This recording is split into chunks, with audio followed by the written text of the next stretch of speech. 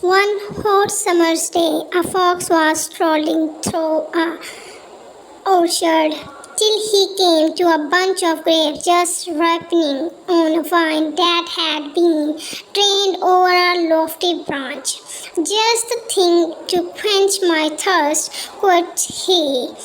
Drawing back a few paces, he took a run and a jump and just missed the bunch. Turning round again with a 1, 2, 3, he jumped up, but with no greater success.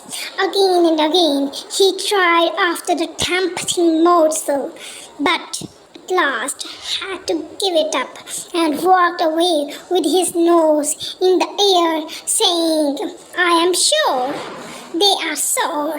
It is easy to despise what you cannot get. This is the moral story. Thank you. Allah Hafiz.